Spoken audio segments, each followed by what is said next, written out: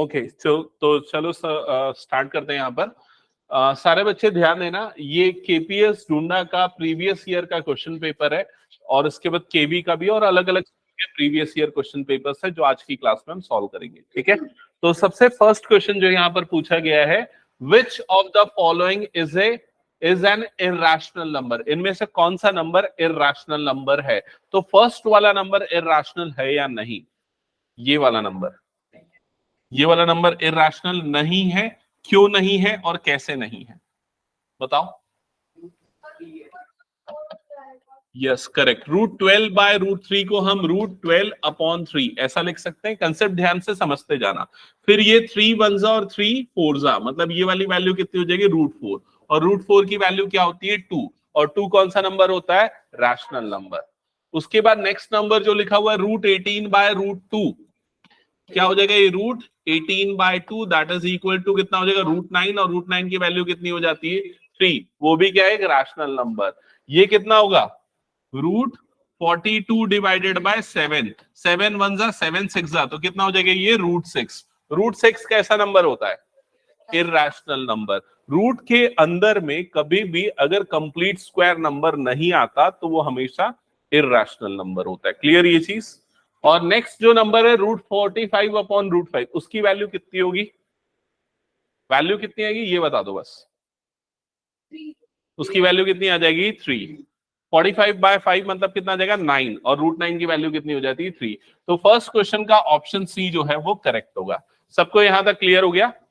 Second question पे आते हैं। सेकेंड क्वेश्चन, बताओ इसका कौन सा ऑप्शन करेक्ट है और कैसे? हाँ, कौन आंसर करेगा?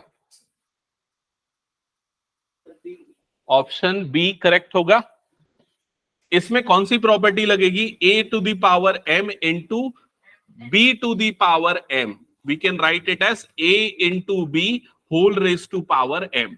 तो यहां पर 7 की पावर हाफ है इंटू 8 की पावर हाफ है, तो ये क्या हो जाएगा? 7 into 8 whole raise to power half, that is 56 raise to power half. तो इसका ऑप्शन बी जो है वो करेक्ट होगा। सबको यहां तक क्लियर हो गया? हाँ, थर्ड पार्ट, शौर्य बताना थर्ड का क्या आंसर होगा?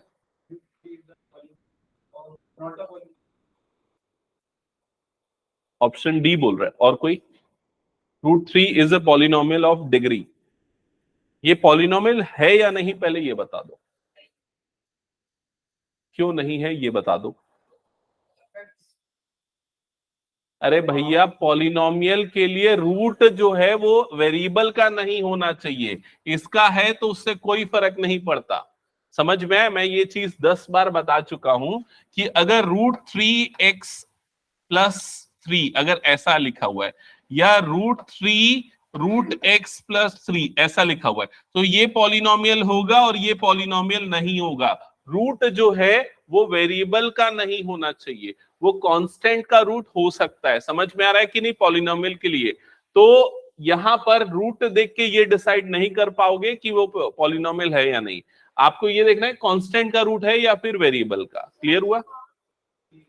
तो यहां पर √3 आ रहा है, ये वाली टर्म आ रही है। हाँ, अब इसकी डिग्री, तो डिग्री कौन डिसाइड करता है? वेरिएबल की पावर, मतलब x की पावर। यहां x है क्या? नहीं है, तो इसका मतलब x की पावर में क्या आएगा? 0, और इससे उसकी डिग्री पता चल जाएगी, और डिग्री क्या हो जाएगी उसकी? 0। कांस्टेंट पॉलिनोमियल की डिग्री हमेशा क्या होती है?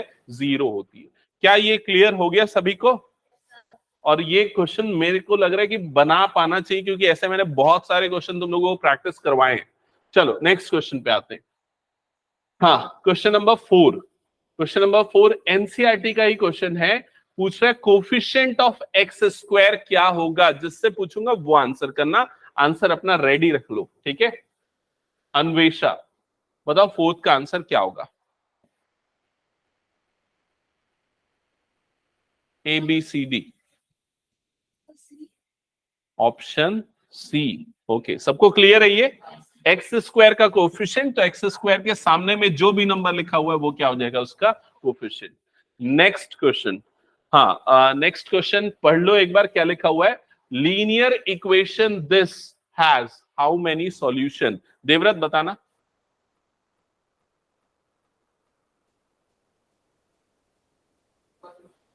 क्यों?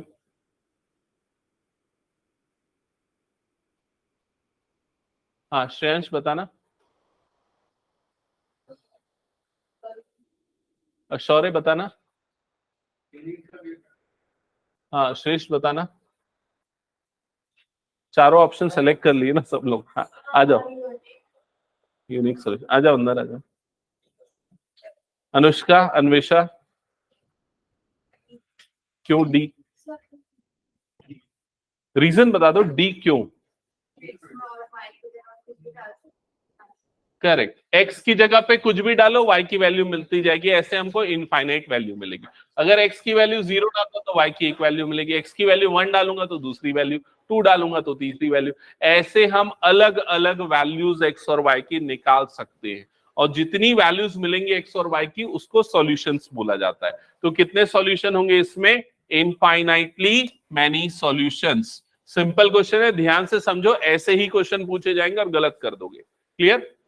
अगर मान लो आपको इसके साथ में एक और इक्वेशन दे दी होती, and X plus Y is equal to 5, और अब पूछा होता कि बताओ कितने सॉल्यूशन होंगे, तो क्या होता आंसर? तब कितने सॉल्यूशन होंगे बताओ जल्दी।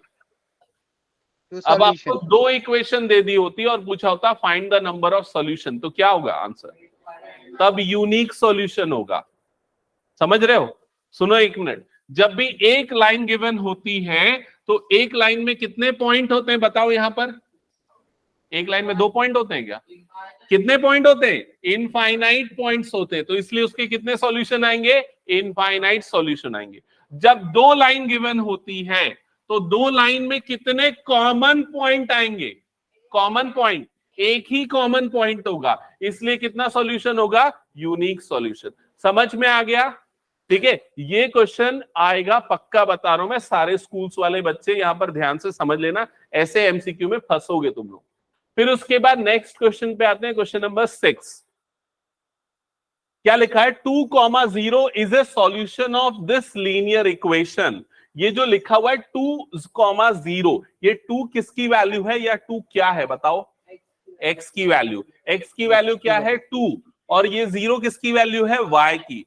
तो एक्स और वाई की वैल्यू दी हुई है और आपको बोल रहा है के निकालो, बताओ क्या आंसर होगा? आंसर होगा 4। यहां पर x की जगह पे 2 डाल दोगे तो 2 into 2 plus 3 into 0 is equal to K, ऐसा ही हो जाएगा। 3 इंटू 0 क्या हो जाएगा? 0, और ये 2 2 जा कितना हो जाएगा? 4। मतलब ऑप्शन ए जो है इसका करेक्ट आंसर होगा। सबको समझ में आ गया? नेक्स्ट क्वेश्चन पे आते हैं, question number 8। Question number 8, sorry 7, question number 7। Euclid stated that all right angles are equal to each other in the form of, सारे राइट एंगल आपस में इक्वल होते हैं, यूक्लिड की ये स्टेटमेंट थी। अब ये कौन सी, ये स्टेटमेंट कौन से कैटेगरी के अंदर आती है? किसके अंदर आता है ये? कौन कौन से पोस्टुलेट्स थे, रिकॉल करो।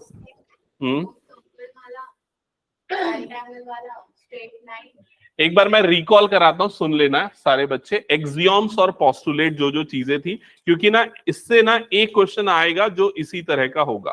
ठीक है, तो 5 पोस्टुलेट्स जो थे,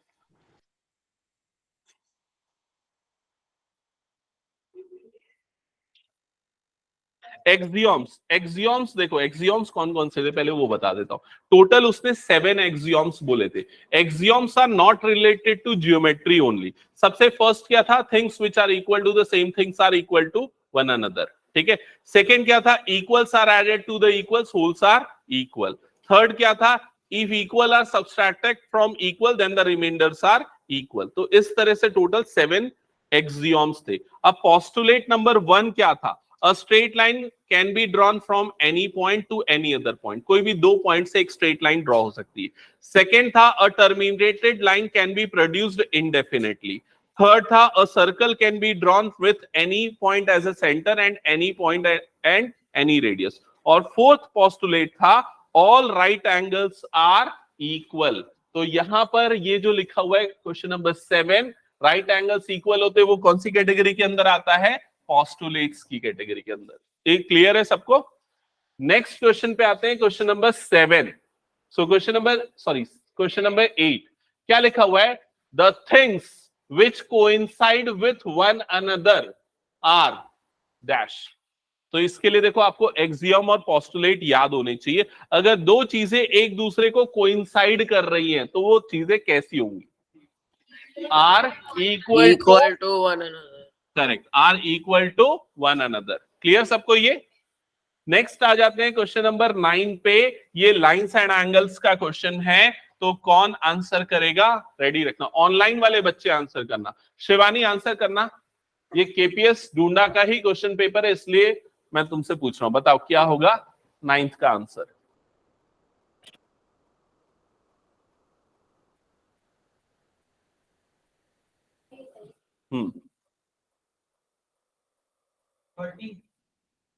किसने बताया?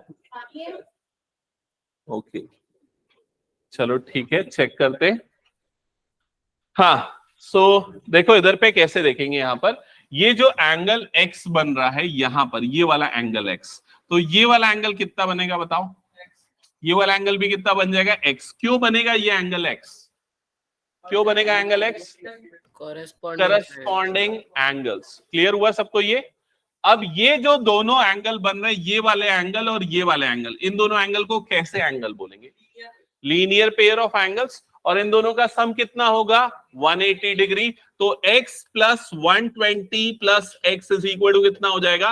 180। ये 120 इधर जाएगा तो 2x इज इक्वल टू कितना हो जाएगा? ये 60। और x की वैल्यू कितनी आ जाएगी यहाँ पर? 30 डिग्री। समझ में आया सबको ये?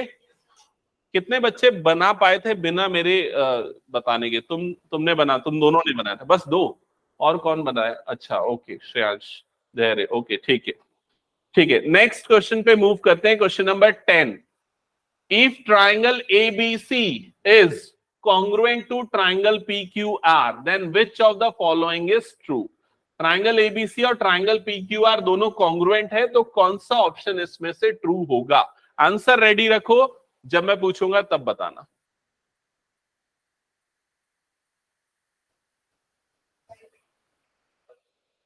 Triangle ABC is congruent to triangle PQR. Which of the following options are true? बस एक। और कौन बता सकता है? धैर्य, और कोई ऑनलाइन से? हाँ धैर्य, आंसर करना, कौन सा ऑप्शन करेक्ट है? हाँ जो भी 1 2 3। हाँ मनन बताना। Option B. ओके चलो चेक करते हैं। तो देखो ABC और PQR अगर कॉन्ग्रुएंट है तो AB किसके इक्वल होना चाहिए? PQ के। लेकिन यहां पर क्या लिखा हुआ है? RP, तो ये गलत हो गया, करस्पॉन्डिंग वर्टेक्स सेम होने चाहिए। फिर क्या लिखा है? CA किसके इक्वल होगा? RP के। तो CA, और यहां पर क्या आ रहा है? देखो यहां पर RP, तो ये वाला करेक्ट आ रहा है। CA इज इक्वल टू क्या हो गया? RP। यहां पर देखो AC किसके इक्वल होना चाहिए? PR के, लेकिन यहां पर क्या लिखा हुआ है? RQ। CB किसके इक्वल होना चाहिए? QR के, लेकिन यहां पर क्या लिखा हुआ है? QP, तो ये इनकरेक्ट है। समझ में? मतलब आपको सिंपली करस्पॉन्डिंग वर्टाइसेस मैच कर देने हैं और वो करस्पॉन्डिंग वर्टाइसेस क्या हो जाएंगे? इक्वल। हाँ किसी को कुछ पूछना है तो पूछ लो, अदरवाइज नेक्स्ट क्वेश्चन पे मूव करते हैं। अच्छा क्वेश्चन नंबर 11 जो है वो क्वाड्रिलेटरल्स चैप्टर के अंदर का है, तो उसको हम नहीं करेंगे, ठीक है, क्योंकि वो अभी आप लोगों के में आ नहीं रहा है। अब आ जाते हैं क्वेश्चन नंबर 12 के। 12 तो भी अब कौन से चैप्टर के अंदर आता है? सर्कल्स, जो कि नहीं है, तो सिलेबस वाला क्वेश्चन करते हैं। Question number 14। क्वेश्चन नंबर 14, ये क्वेश्चन अभी आप लोगों को करना है।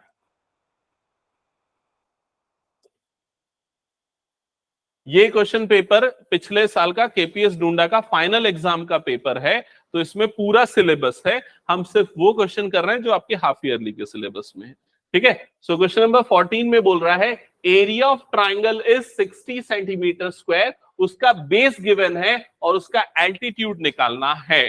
कितने बच्चे इसको सॉल्व कर सकते हैं? अक्षांश बता, बनेगा?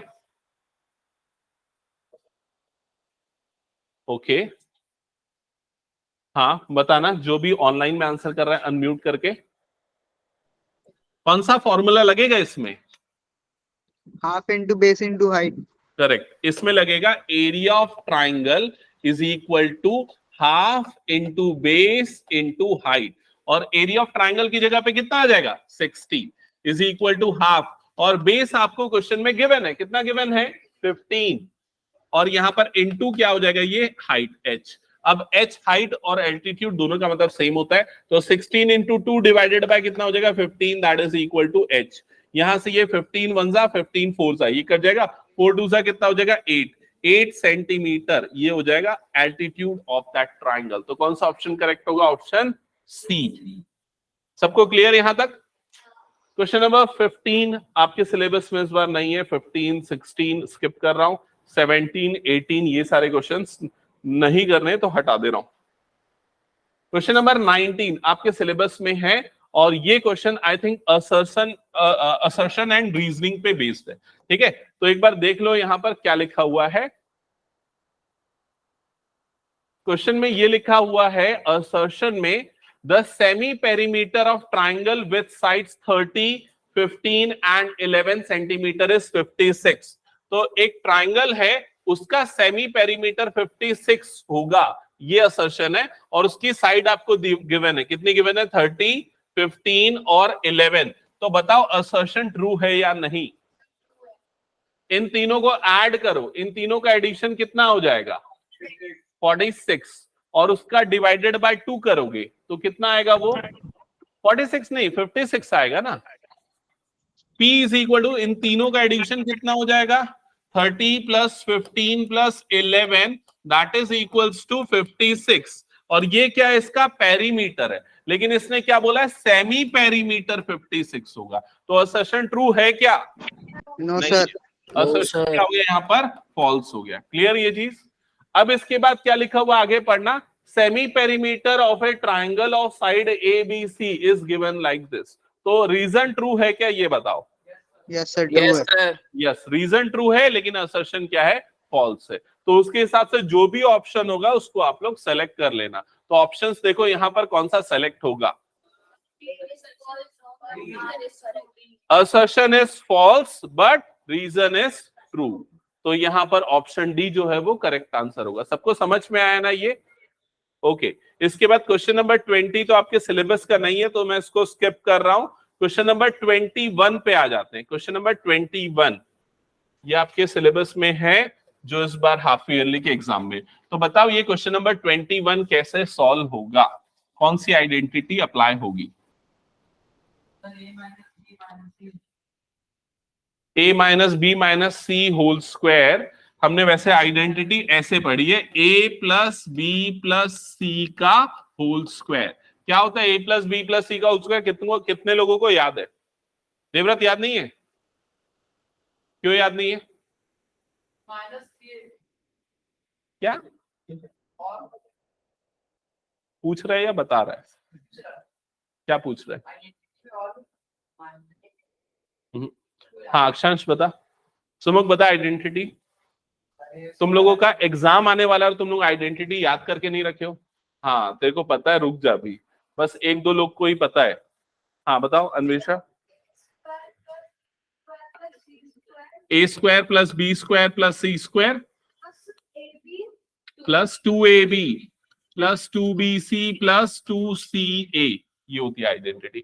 सभी को मैं एक चीज क्लियरली बता रहा हूं, नेक्स्ट क्लास में आने के पहले पूरी आइडेंटिटीज रिकॉल करके आएंगे। क्लियर ये चीज? सो इस आइडेंटिटी में ए के प्लेस पे क्या आएगा 4a, बी के प्लेस पे क्या आएगा, बी के प्लेस पे क्या आएगा -2b, और सी के प्लेस पे क्या आ जाएगा -3c।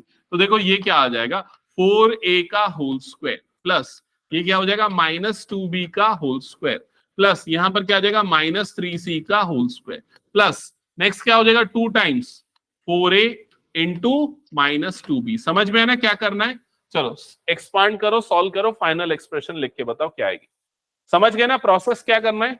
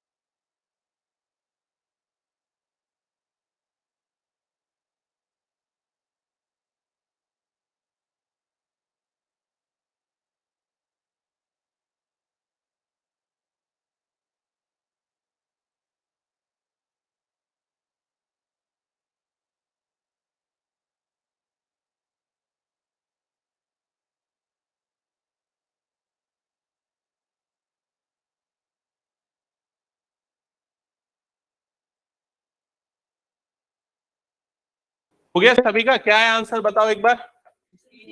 16a square plus 4b square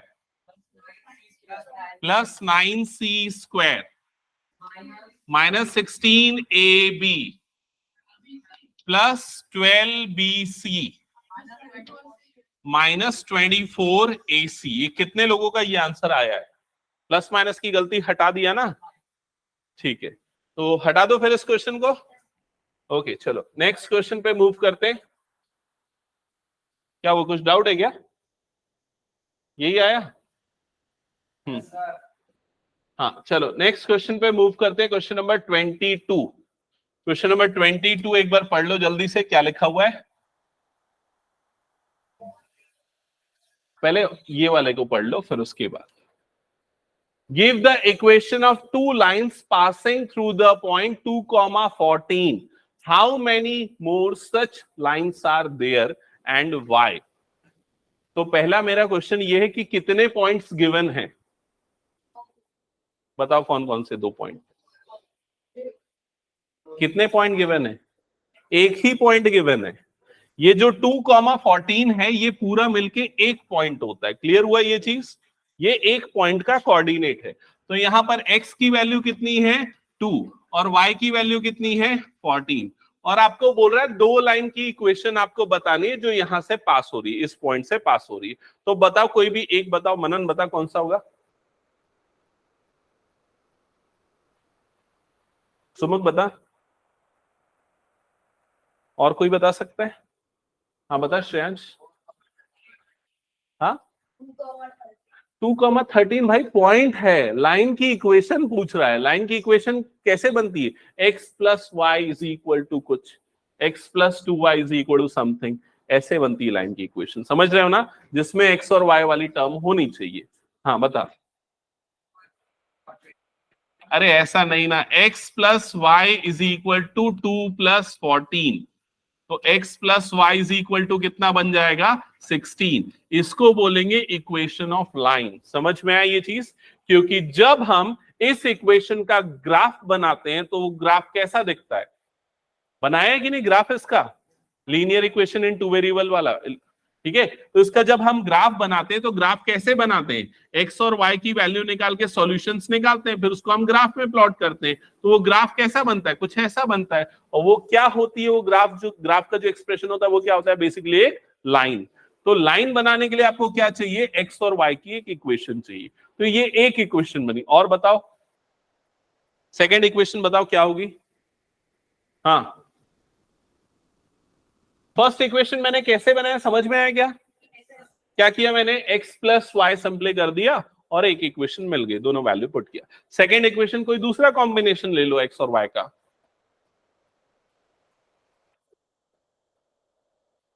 क्या होगा? कोई आंसर करेगा? अरे ऐसा कर लो, x प्लस 2y कर लो।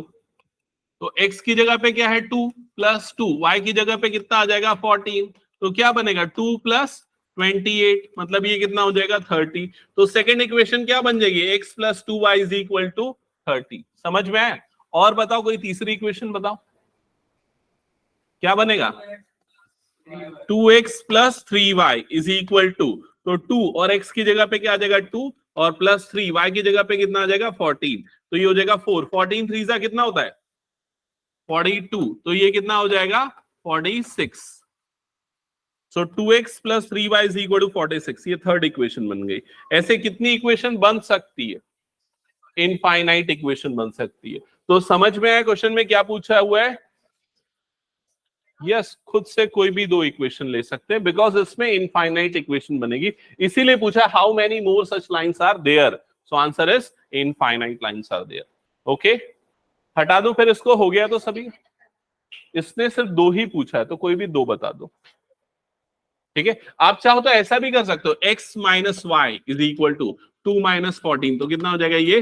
-12। तो जो भी सिंपल कॉम्बिनेशन आप लोगों को दिख रहा है वो आप वो बना सकते हो। इरेज कर दो इसको मैं फिर। ओके चलो नेक्स्ट क्वेश्चन पे आते हैं। ये क्वेश्चन हाँ पढ़ना है ये क्वेश्चन जल्दी से।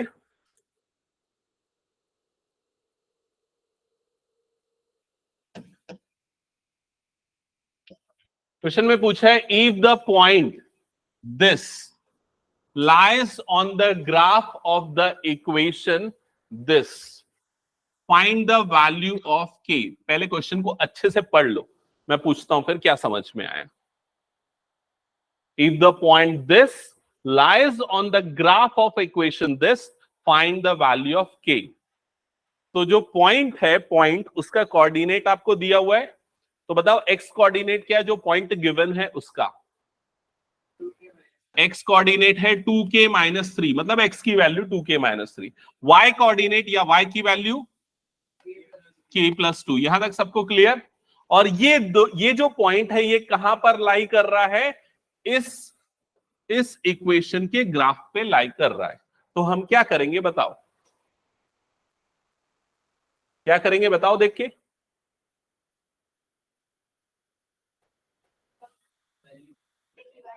एक्स की वैल्यू पुट करेंगे। एक्स की वैल्यू कहां पर पुट करेंगे, ये वाली इक्वेशन में एक्स की जगह पे। तो क्या हो जाएगा, ये 2 under bracket 2k minus 3 plus 3, और y की जगह पे क्या आ जाएगा, k plus 2 plus 15 is equal to क्या हो जाएगा, 0। समझ में आया ये सबको।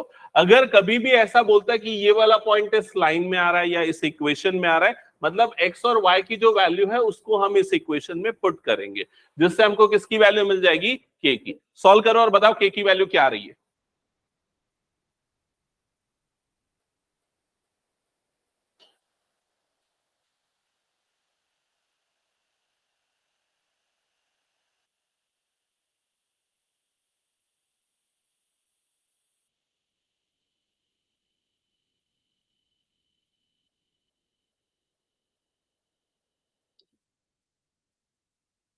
आया किसी का आंसर? हाँ, ओके। और किसी का? 4k minus 6 plus 3k plus 6 plus 15 is equal to क्या हो जाएगा, 0। यहां पर प्लस 6 माइनस 6 कट जाएगा, 4k 3k कितना हो जाएगा, 7k plus 15 is equal to क्या हो जाएगा, 0। सो 7k इज इक्वल टू कितना हो जाएगा, माइनस 15, और k की वैल्यू कितनी हो जाएगी, माइनस 15 अपॉन 7। कितने बच्चों का आ गया ये आंसर? ठीक है। अब ये क्वेश्चन दोबारा घुमा फिरा के पूछेगा, ऐसा तो बना लोगे ना? ठीक है, इरेज कर रहा हूं फिर मैं इसको। नेक्स्ट क्वेश्चन पे आते हैं, क्वेश्चन नंबर 23। क्वेश्चन नंबर 23, तो चेक करना क्वेश्चन क्या लिखा हुआ है। In figure A B A C is equal to B D. तो यहां पर देखो क्या गिवन है, ए सी और बी डी दोनों आपस में इक्वल है। ये हो गया ए सी और ये क्या हो गया, बी डी, ये दोनों आपस में इक्वल है। क्या प्रूफ करने बोल रहा है, A B is equal to C D. A B मतलब ये वाला पार्ट और सी डी मतलब ये वाला पार्ट आपस में इक्वल होगा, ये प्रूफ करना है। तो ये जो क्वेश्चन है, ये क्वेश्चन है यूक्लिड्स ज्योमेट्री से। ठीक है, तो यूक्लिड्स ज्योमेट्री में एक कंसेप्ट है, एक एक्सियोम है जिसका नाम है things if equals are subtracted from equal then reminders are equal. समझ में आया ये चीज? तो अभी आपको गिवन है कि AC और BD दोनों आपस में क्या है, इक्वल है। और यहां पर अगर मुझे AC को AB बनाना है तो AC में से क्या सब्सट्रैक्ट करना पड़ेगा, देख के बताओ।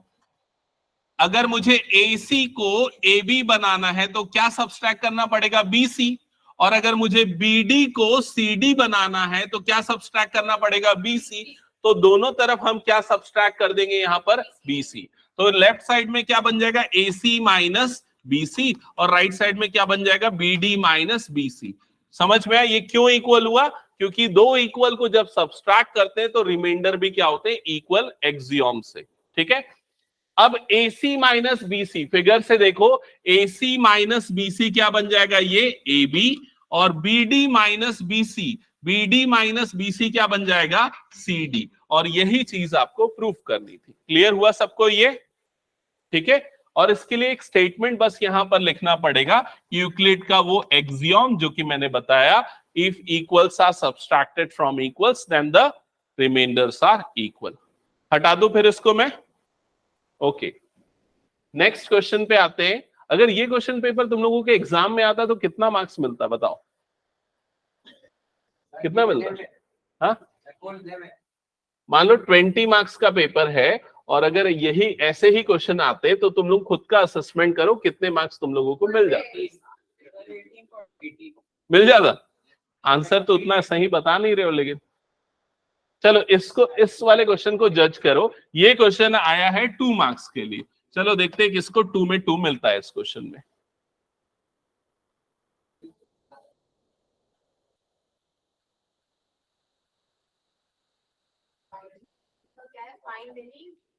Find any two adjacent angles.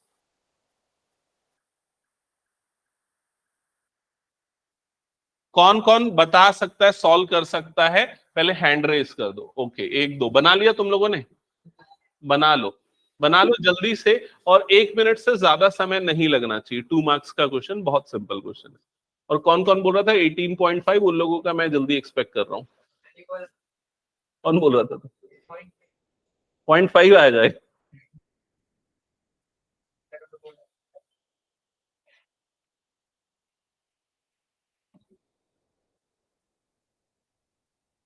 आगे आंसर।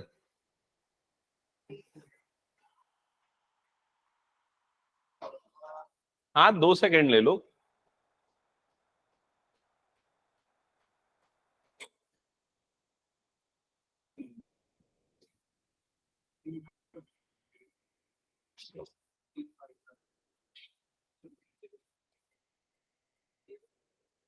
क्या हुआ शौर्य? निकल गया? कितना कितना है?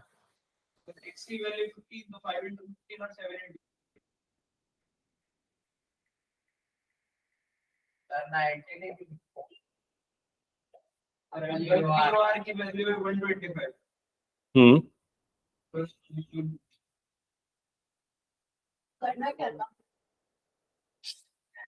चलो ठीक है, इधर पे देख लो। मैं समझ गया किसी को इसमें कुछ मार्क्स नहीं मिलेगा।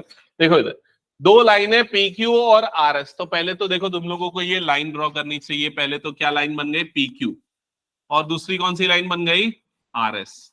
ये वाली लाइन हो गई RS। ठीक है। अब यहां पर कौन से एंगल का रेशियो गिवन है देख लो।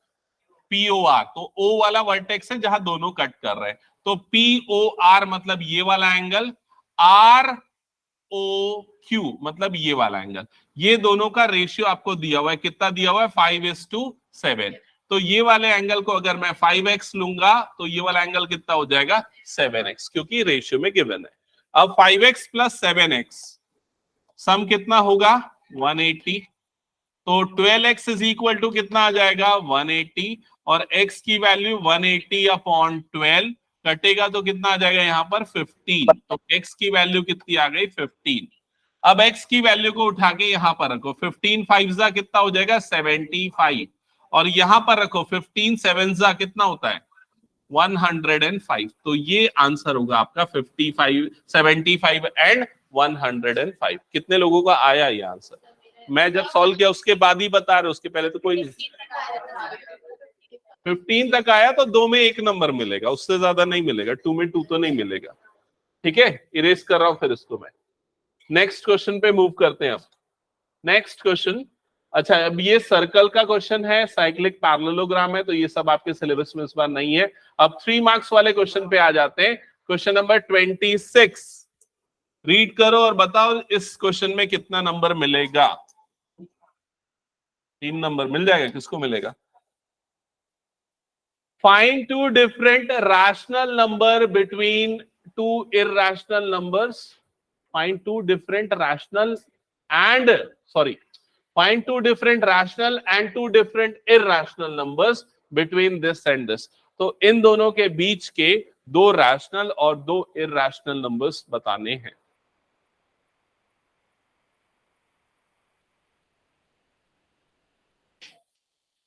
ऐसा क्वेश्चन नहीं पढ़े हो? 1 साल बाद पढ़। तो 5/7। तो सबसे पहले सुन लो, समझ लो। ठीक है, सबसे पहले ये जो 5/7 है, एक काम करो, इसका डेसिमल एक्सपांशन निकाल लो। जब हम 5 को डिवाइड करेंगे 7 से, तो 7 0 0, यहां पर आ गया 0, यहां पर आ गया 5, यहां पर लगेगा पॉइंट, ये हो जाएगा 0। 7 7 कितना हो जाएगा? 49, यहाँ पर बच जाएगा 1, फिर आ जाएगा 0, 7 1 जा कितना हो जाएगा 7, फिर यहाँ पर आ जाएगा 3, तो इसकी वैल्यू लगभग 0.71 कुछ होगी। क्लियर? अब 9/11 की वैल्यू निकालते हैं, तो उसके लिए 9 को डिवाइड कर देंगे किससे? 11 से। तो 11 0 जा हो जाएगा 0, यहाँ पर आ जाएगा 9, पॉइंट लगेगा 90 हो जाएगा, 11 8 जा 88, क्या आ जाएगा यहाँ पर? डिफरेंस 2, यहाँ पर आ जाएगा 0, 11 1 से कितना हो जाएगा 11, एंड सो ऑन। तो इसकी वैल्यू कितनी आ जाएगी? 0.81। ये दोनों नंबर आएंगे लगभग, मैं बता रहा हूं। अब आपको क्वेश्चन में क्या बोल रहा है? इसके बीच के दो रैशनल और दो इरैशनल नंबर बताने। तो रैशनल नंबर क्या होते हैं? जिनका डेसिमल एक्सपांशन टर्मिनेटिंग हो या फिर रीअकरिंग हो। क्लियर हुआ ये चीज? तो इसके बीच का एक टर्मिनेटिंग डेसिमल एक्सपांशन लिख दो, जैसे कि 0.75, ये हो जाएगा। और क्या हो जाएगा? 0.76, 0.77, ये सारे नंबर्स जो है क्या हो गए? इनके बीच के रैशनल नंबर्स हो गए। दूसरा क्या बोल रहा है? Irrational number. तो इरैशनल नंबर उनको बोला जाता है जो नॉन टर्मिनेटिंग और नॉन रिपीटिंग होते हैं। तो कौन से नंबर्स आएंगे उसमें? 0.721357, कुछ भी नंबर लिखते जाओ, और ये नॉन टर्मिनेटिंग नॉन रिपीटिंग के लिए डॉट डॉट लगा दो। इसी तरीके से 0.752137 एंड सो ऑन। तो ये सारे क्या हो जाएंगे? उसके बीच के इरैशनल नंबर। क्लियर हुआ सबको ये चीज? तो ये कंसेप्ट ध्यान रखना। रैशनल मतलब जिनका डेसिमल एक्सपांशन कैसा होता है? टर्मिनेटिंग या फिर रिपीटिंग। इरैशनल जिनका डेसिमल एक्सपांशन क्या होता है? Non terminating and non repeating. Clear सबको? ये हटा दूं फिर इसको मैं, इसमें सबको 0 मिलता मतलब। चलो नेक्स्ट क्वेश्चन पे आ जाते हैं। Question number 27। Question number 27। If the polynomial this and this are divided by x minus 2, the remainders are same, then find the value of a. यहां पर लगेगा रिमाइंडर थ्योरम। पॉलिनोमियल का क्वेश्चन है, अगर इस पॉलिनोमियल को हम x माइनस 2 से डिवाइड करेंगे तो रिमाइंडर क्या आएगा? रिमाइंडर थ्योरम क्या बोलता है? कैसे निकालते हैं रिमाइंडर? Very good. जो डिवाइजर है उसको हम इक्वल्स टू क्या कर देंगे? 0, जिससे x की वैल्यू क्या आ जाएगी? 2, और ये जो x की वैल्यू है उसको कहां पर पुट कर देंगे? यहां पर, इस वाले पॉलिनोमियल में। तो जो भी आएगा वो क्या हो जाएगा? रिमाइंडर। तो रिमाइंडर क्या आ जाएगा? मान लो मैं उसको रिमाइंडर R1 नाम दे देता हूं, है ना? तो यहां पर क्या आ जाएगा? a, और x की जगह पे क्या पुट कर देंगे? 2, तो क्या हो जाएगा? 2 क्यूब प्लस 3 इंटू 2 का स्क्वायर माइनस ये कितना हो जाएगा? 13। 2 का क्यूब कितना हो जाता है? 8, तो ये कितना हो जाएगा? 8a प्लस ये कितना होगा? कैलकुलेट करो। 2 2 जा 4, 3 जा कितना हो जाएगा? 12, माइनस ये कितना हो गया? 13। तो कितना बनेगा ये? 8a minus 1। ये बन जाएगा फर्स्ट वाले का रिमाइंडर। समझ में आया ये? वैसे ही जब इसको हम डिवाइड करेंगे x माइनस 2 से, तो रिमाइंडर क्या आएगा? R2 कैलकुलेट करो और बताओ क्या आएगा ये? 2 into 2 cube minus 5 into 2 plus a, तो ये हो जाएगा 2 2 जा 4 2 जा 8 2 जा कितना हो जाएगा? 16 माइनस 10 प्लस a। ऐसा ही होगा। तो कितना बनेगा ये? 6 प्लस a। ये हो जाएगा रिमाइंडर दूसरे वाले का R2। क्या ये समझ में आया सभी को? देखो यहां पर ना दूसरा वाला जो पॉलिनोमियल है उसमें भी x की जगह पे डाल दो 2, तो ये क्या हो जाएगा? 2 का क्यूब, 2 इंटू 2 का क्यूब माइनस 5 इंटू 2 प्लस 6। 2 का क्यूब कितना होता है? 8, 8 2 सा कितना हो जाएगा? 16, और ये कितना हो जाएगा? 10। 16 माइनस 10 कितना हो जाएगा? 6 प्लस 6। क्या डाउट है मनन, बता? हाँ, रिमाइंडर्स सेम है ये बोल रहा है। और पूछा क्या निकालने के लिए बता? a की वैल्यू। तो अगर ये दोनों सेम है तो इन दोनों को आपस में इक्वल करो, समझ में? जिससे किसकी वैल्यू मिल जाएगी? a की वैल्यू। तो इसके बाद क्वेश्चन खत्म नहीं हुआ है। हाँ, ये दोनों को आपस में क्या कर दोगे? इक्वल कर दोगे। अब ये -1 इधर जाएगा, a इधर जाएगा, तो 8a माइनस a कितना बन जाएगा? ये 7a। और राइट साइड में ये -1 उधर जाके क्या हो जाएगा? +1। तो a की वैल्यू कितनी आ जाएगी? 1। ये होगा फाइनल आंसर। समझ में आया सभी को? ठीक है, देखो क्वेश्चंस का कोई अंत नहीं है, कितने भी और कैसे भी क्वेश्चन बन सकते हैं, समझ रहे हो ना? प्रिडिक्शन पॉसिबल नहीं है और उसका एक लौता तरीका यह है ज्यादा से ज्यादा क्वेश्चंस प्रैक्टिस करो। ओके, मैं आज बुक्स आ चुकी है तो मैं बुक्स प्रोवाइड कर दूंगा आप लोगों को, उसको देखो और उससे ज्यादा क्वेश्चंस बनाओ, उससे या फिर तुम्हारे पास RDRS जो भी बुक है, क्योंकि जब तक खुद से प्रैक्टिस नहीं करोगे ना तो मेरे बताए हुए तरीके वो अप्लाई नहीं होंगे। क्लियर? खुद से जब आज तक किसी भी बच्चे ने कोई भी एक डाउट वाला क्वेश्चन ला के नहीं पूछा तुम लोगों की क्लास में कि ये वाला क्वेश्चन मैं घर में बना रहा था या बना रही थी, मेरे से नहीं बना, बताओ मुझे क्या करने के लिए फिर तुम लोग पढ़ रहे हो, मैं समझ नहीं पा रहा हूं। ये चीज बड़ी प्रॉब्लमेटिक है, मतलब इससे ये क्लियर हो जाता है कि तुम लोग घर में जाके सेल्फ वाली प्रैक्टिस नहीं कर रहे। जब तक वो चीजें नहीं करोगे तो फिर कोई भी मतलब नहीं है क्लासेस अटेंड करने का। ठीक है, नेक्स्ट क्वेश्चन, चलो ये क्वेश्चन बनाओ। क्या बोल रहा है? Find the value of k if x minus 1 is a factor of this polynomial. Find क्या बोला है? Find other factors. अब आपको क्वेश्चन में बोला है x माइनस 1 इसका फैक्टर है, k की वैल्यू निकालो। तो यहां पर फैक्टर थ्योरम और रिमाइंडर थ्योरम दोनों का कंसेप्ट एक जैसा सिमिलर है। फैक्टर कब होता है? जब रिमाइंडर क्या हो जाता है? 0। क्लियर ये चीज? तो रिमाइंडर कब 0 होगा? रिमाइंडर के लिए डिवाइजर को हम क्या करेंगे? पहले इक्वल टू 0 और x की वैल्यू निकालेंगे। तो x माइनस 1 को हमने कर दिया 0, तो x की वैल्यू यहां पर क्या आ गई? 1। अब x की वैल्यू 1 यहां पर पुट करो और रिमाइंडर को क्या कर दोगे? Equal to 0। तो क्या आ जाएगा? ये 4 इंटू 1 का क्यूब प्लस 3 इंटू 1 का स्क्वायर माइनस 4 इंटू 1 प्लस के इज इक्वल टू क्या हो जाएगा यहां पर? 0। तो ये कितना हो जाएगा? 4 प्लस 3 माइनस 4 प्लस के इज इक्वल टू क्या हो जाएगा? 0। तो ये प्लस 4 माइनस 4 कट, ये 3 उधर जाएगा तो क्या हो जाएगा? -3। तो के की वैल्यू कितनी आ जाएगी यहां पर? -3।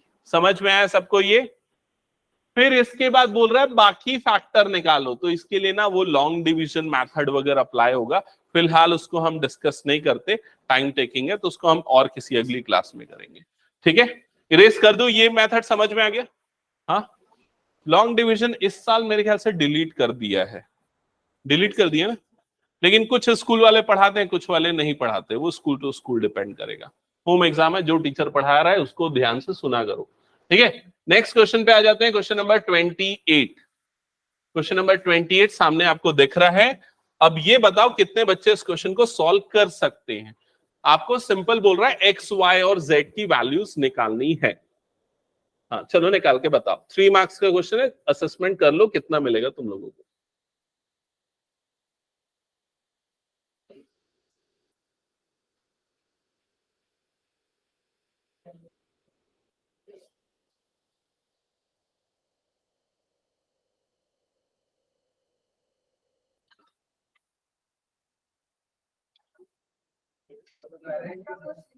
क्या?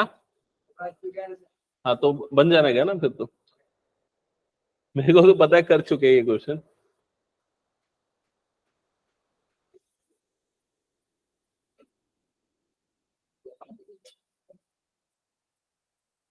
बताओ जल्दी, तुम लोग तो बहुत टैलेंटेड हो, बिना पेन वेन खाली देख के ही बताने की कोशिश कर रहे हो बहुत सारे बच्चे तो है। बता दिया? कौन कौन बोल रहा है? क्या 125? एक्स वाई जेड क्या? अरे एक्स की वैल्यू क्या ही ये बताओ। हाँ, एक्स इज इक्वल टू कितना? हाँ 55 degree. Y हाँ equal to 35 degree and Z equal to 30 degree. ठीक ठीक है। So the correct answer is y हो जाएगा 125, x भी हो जाएगा 125। x और y दोनों आपस में इक्वल होंगे। क्यों इक्वल होंगे? करस्पॉन्डिंग, एक मिनट यार, एक मिनट रुक जाओ, गलत तो नहीं बता रहे हो क्या? हाँ, x और y दोनों क्यों इक्वल होंगे बताओ? नहीं, करस्पॉन्डिंग एंगल। ये दोनों लाइंस आपस में क्या है? पैरेलल। और ये क्या दिख रहा है? ट्रांसवर्सल। तो ये वाले दोनों एंगल जो बनते हैं सेम पोजीशन वाले, उनको क्या बोलते हैं? Corresponding angle. तो करस्पॉन्डिंग एंगल आपस में क्या होते हैं? इक्वल। इसलिए एक्स और वाई दोनों आपस में क्या हो जाएगा? इक्वल। अब क्वेश्चन ये है कि ये 125 कैसे निकाला, बताओ। ये वाला एंगल जो आपको दिख रहा है वाई वाला, और ये वाला जो एंगल दिख रहा है 55 डिग्री वाला, ये दोनों एंगल कैसे होते हैं? को इंटीरियर एंगल। और को इंटीरियर एंगल का सम कितना होता है? 180। इसलिए 55 plus Y is equal to कितना हो जाएगा? 180। और y की वैल्यू कितनी हो जाएगी? 180 माइनस 55, जो कि कितना आ जाएगा? 125। समझ में आया सबको ये? तो y 125, तो x भी कितना हो जाएगा? 125। और अब बात आती है z की। तो z कैसे निकाला? तो देखो z और ये 55 दोनों मिलके कितना बनाएगा? 90 डिग्री। क्योंकि यहां 90 डिग्री बन रहा है, तो ये वाला एंगल भी कितना हो जाएगा? 90 डिग्री। तो z plus 55 is equal to 90। तो z की वैल्यू कितनी आ जाएगी? 90 माइनस 55 कितना होगा? 35 डिग्री। क्लियर हुआ सबको ये? ठीक है, कितना कितना मिलेगा इसमें? ऑल। ठीक है, चलो इरेज कर रहा हूं फिर मैं इसको। चलो नेक्स्ट क्वेश्चन पे मूव करते हैं। हाँ, क्वेश्चन नंबर 29।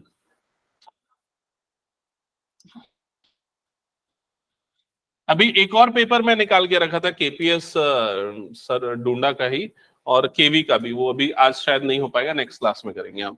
ठीक है, हाँ, ये क्वेश्चन सॉल्व करो तब तक। In an isosceles triangle, AB is equal to AC. The bisector of angle B and angle C intersect each other at O. Join A to O, show that AO bisects angle A. किया है ये question? हाँ, तो बन जाएगा ना फिर। चलो बनाओ।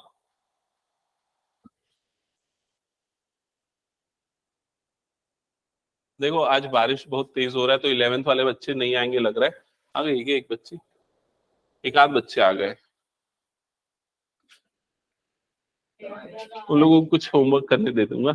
आज तुम लोगों को पूरा पढ़ा के भेजूंगा हाफ ईयरली के लिए। ठीक है, चलो बनाओ, जल्दी से कंप्लीट करो। हाँ, सर के पास है ना? हाँ, बोल देता हूँ फोन करके। ठीक है, इंग्लिश का है ना? ठीक है,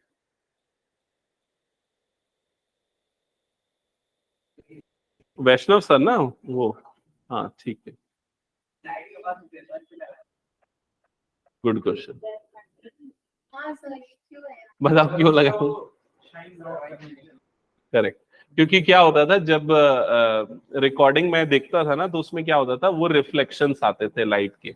लाइट यहाँ पर रिफ्लेक्ट करती थी, तो ठीक से दिखता नहीं था, तो इसलिए उसको हाँ जुगाड़ लगाना पड़ता है।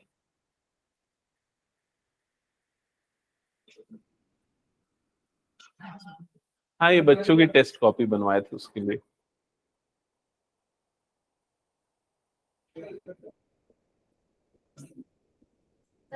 हाँ, मैं सोच रहा हूँ फ्राइडे को ले लेता हूँ, क्योंकि तुम लोगों को सैटरडे को है ना। हाँ, आया क्या? बन गया? और किसका बना? बस।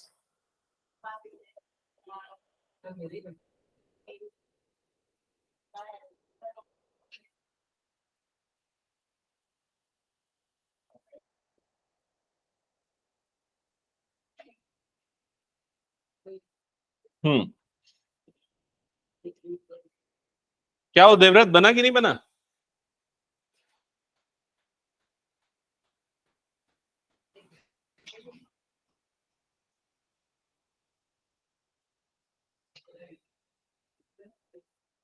सो क्वेश्चन में एक आइसोसेलेस ट्राइंगल गिवन है। कम से कम ये ट्राइंगल तो बना लोगे ना?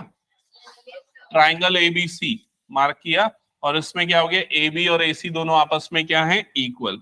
ये काम कर दिया। हाँ, फिर उसके बाद जो लिखा हुआ है, bisector of angle B and angle C intersect at O. ये कितने बच्चों ने बनाया ये वाला टास्क? बनाया? नहीं, गलत है। हाँ हाँ, दिखाना कैसे बनाया एक बार, फिगर ऐसा ओपन करके उठा के। हाँ, अच्छा, ठीक है, ओके। हाँ, बाइसेक्टर ऑफ एंगल बी है ना, तो एंगल बी कहां पर बन रहा है, ये, तो एंगल बी का बाइसेक्टर कैसा बनेगा, ऐसा बनेगा, देखो इधर ऐसा एंगल बी का बाइसेक्टर ऐसे ही बना है। और एंगल सी का बाइसेक्टर कैसा बनेगा, ऐसा। ये दोनों कहां पर इंटरसेक्ट कर रहे हैं, ओ पे।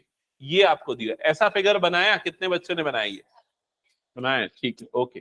फिर उसके बाद क्या लिखा हुआ है, ज्वाइन ए टू ओ, ए से ज्वाइन करो ओ को, मतलब इन दोनों को ज्वाइन करो, ऐसा दिया हुआ है। अब क्या शो करना है कि ए ओ, मतलब कि ये ए ओ बाइसेक्ट एंगल ए, मतलब कि ये वाला एंगल और ये वाला एंगल आपस में क्या होंगे, इक्वल। ये आप लोगों को प्रूफ करना है। समझ में आया क्या सभी को? तो ये दोनों एंगल को अगर हमको इक्वल प्रूफ करना है, ये वाले दोनों एंगल को, तो हमें कौन से दो ट्राइंगल कॉन्ग्रुएंट प्रूफ करने पड़ेंगे,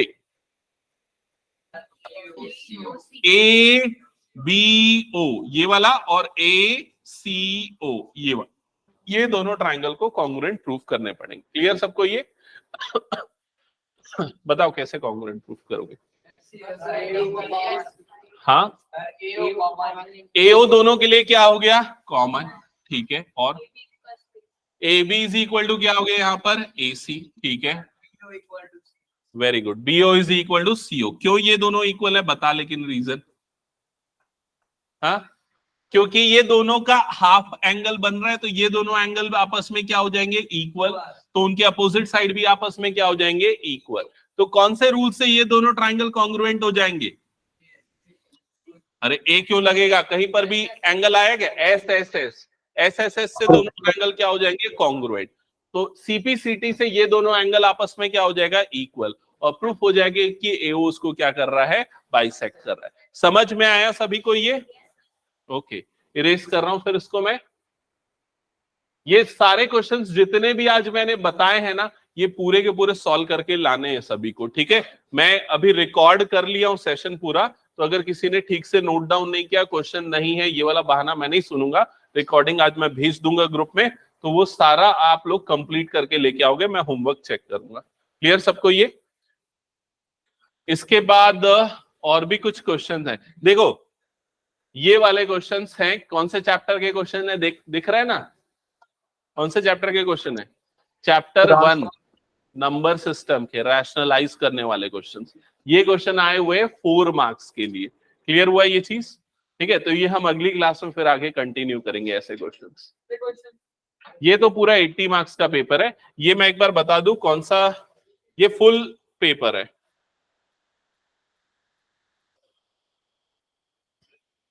देखो मैं 3 पेपर भेजूंगा, ये केपीएस ढूंढा का ही है ना, शायद तक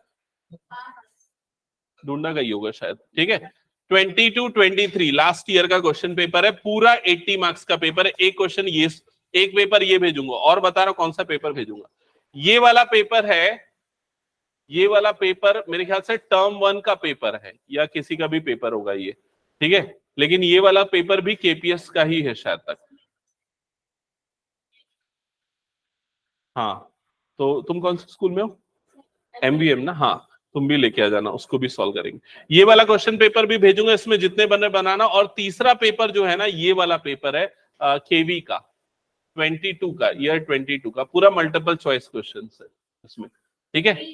ये आंसर गलत भी हो सकते हैं, किसी बच्चे ने टिक किया है, तो उसके ऊपर ट्रस्ट मत करना, ठीक है। हम लोग सॉल्व करेंगे। यही वाला पेपर है क्या तुम्हारे पास?